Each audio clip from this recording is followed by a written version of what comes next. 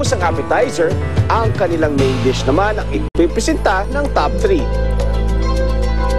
First up, ang pasta marinara ni TJ.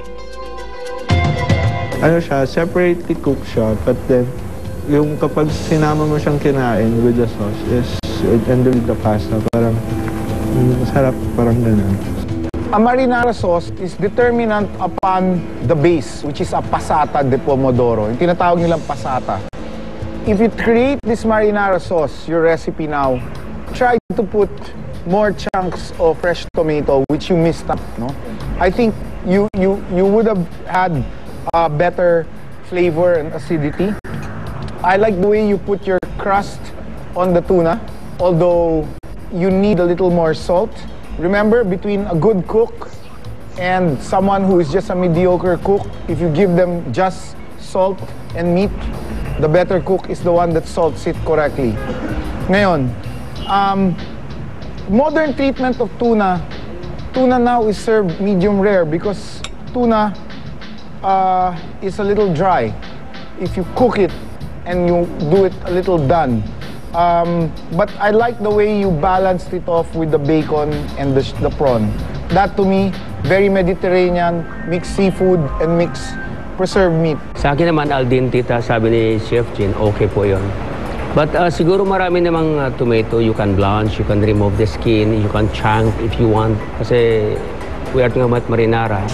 Kasi pag gumawa tayo ng menus, dapat naintindihan natin tama kasi we are a chef.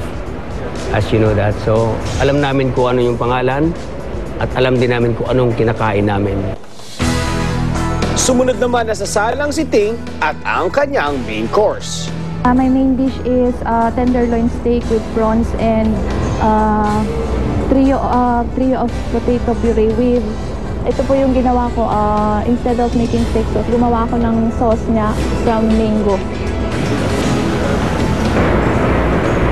Bakit nahilig ka sa mga duets na pangalan at trio na pangalan? Bilang nasa finals na nga po, nag-try ako ng something new na parang hindi ko lang challenge yung, hindi lang para sa laban, pero challenge ko din po yung sarili ko kung ma-execute ko po. Na-appreciate ko yung pagsilbi mo ng main course, lalo na yung tenderloin na rare.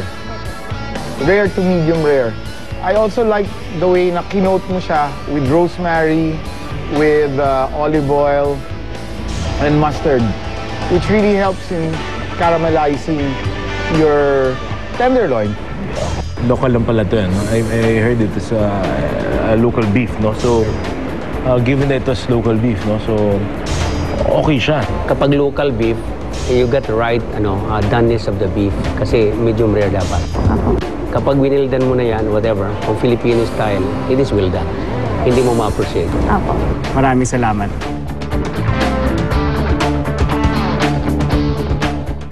At ang huling main course, ang kay Ara. Bali, yung main dish na ginawa ko po ngayon, yun po talaga yung gustong-gusto ko pong lutuin dito sa competition na to.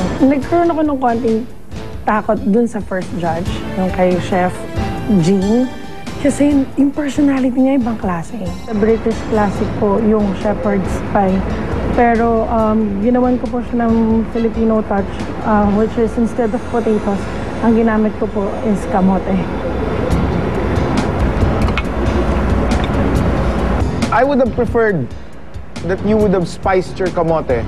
Malinamnam na siya because of the cheese, pero I think it could do better with spices.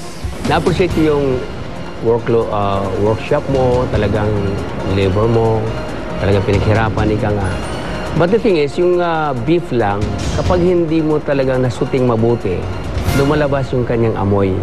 Kasi kailangan matanggal mo yung langsa ng beef. Kasi when you eat it, nandoon yung parang amoy ng beef. Maraming salamat, Tara.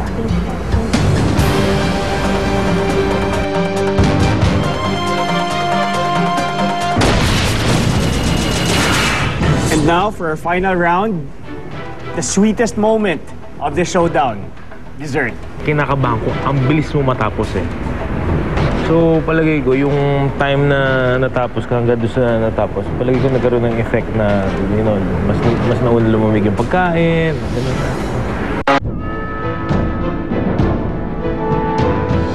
Ang si Rufa May, role niya dito ay si Ninfa. Katulong, alipin, paapi-apihan.